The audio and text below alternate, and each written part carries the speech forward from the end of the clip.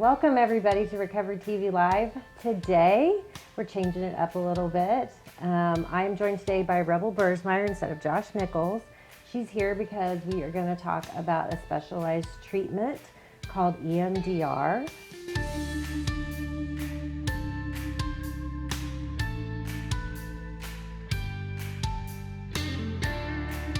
So we're going to talk about three kind of main questions today about EMDR. First, we're going to answer just the general question, what is it? Then we're going to talk about what makes it unique, because it is a unique treatment modality. And then the third question, which is obviously maybe why you're watching, is who should do it? And we're going to try and answer all of these questions and give you enough information that you feel informed, but also kind of maybe break through some of the mystical ideas around this kind of oddly named treatment. I'm going to go ahead and turn it over to Rebel to go ahead and just tell us what EMDR stands for. Sure. So EMDR stands for Eye Movement Desensitization and Reprocessing. A woman named Francine Shapiro discovered it back in 1987. And she discovered it as she was walking and trying to kind of figure out some different things in her head. I think that she had a lot of anxiety and was just trying to process through it. And noticed that when she was done with her walk, her anxiety was little to none. And so she kind of started speculating on that and kind of figuring out what about her walk really kind of calmed her down. And what she noticed was that her eyes were moving back and forth during her walk. Because she was, as I recall the story, as she was watching birds.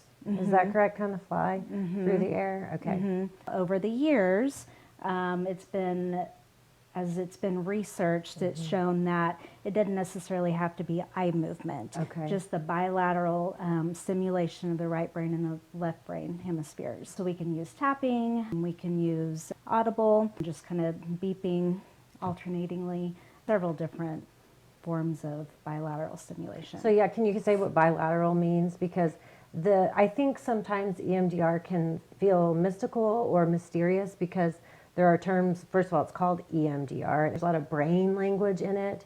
And so bilateral stimulation, auditory stimulation, reprocessing, those terms can be confusing. Right, right. So originally with the eye movement, it was just anything that crosses this midline. Okay. And so what happens as the eyes move back and forth, if we're doing tapping, it's stimulating the different sides of the brain. And as both sides of the brain get stimulated, it begins to integrate the information that is in our brain. We've kind of talked a little bit about what EMDR is. Now let's get even more specific about what makes it unique. So talk therapy is great. I continue to utilize talk therapy in sessions.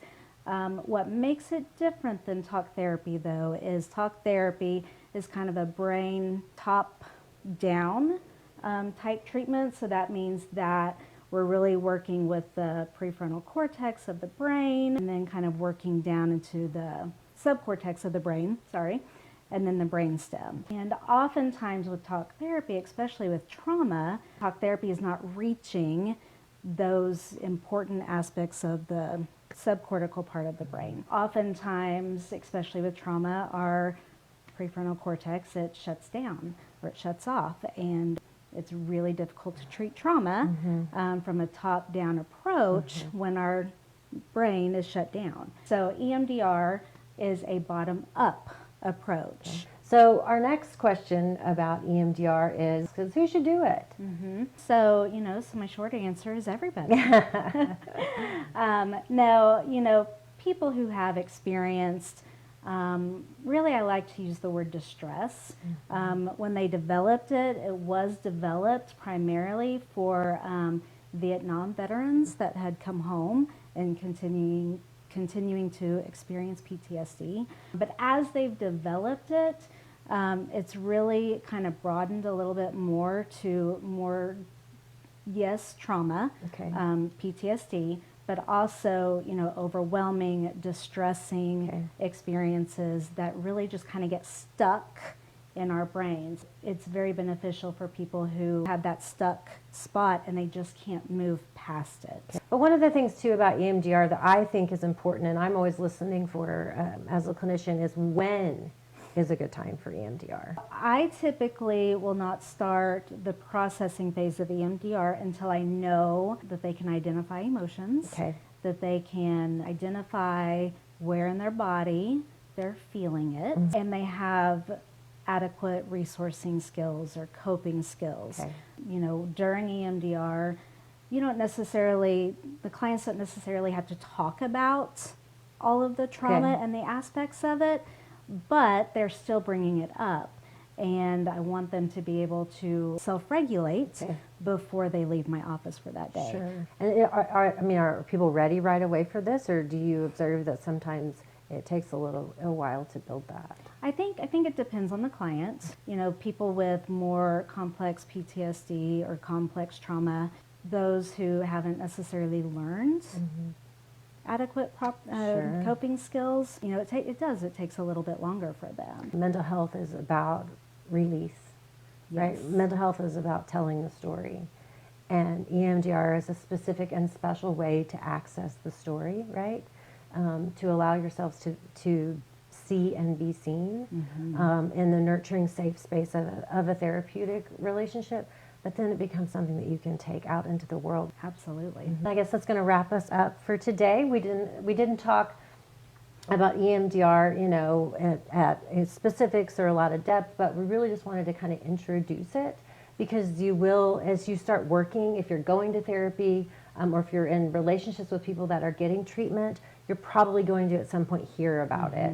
And I want you to have some understanding, and I also want you to know that if it's something, as we've talked about today, that you think would be beneficial, then ask for it. Ask your current mental health provider, or look up somebody that has the training and how it can be helpful, because it is a really powerful tool that I think, from what I've observed, is only getting better and better, more targeted, more targeted. I think there's a lot of hope for clients that have felt really overwhelmed with, you know, either single events or complex, multiple layered events and experiences, that they can find some real relief. And I always feel just so hopeful when I make those referrals for my clients. I always tell them, I'll see you when you're done, and we'll get to see what's different. So thanks for joining us today on Recovery TV Live. As usual, you know, check out our website, send us any questions, any topics for future episodes. We'd love to hear from you all. So thanks for joining us.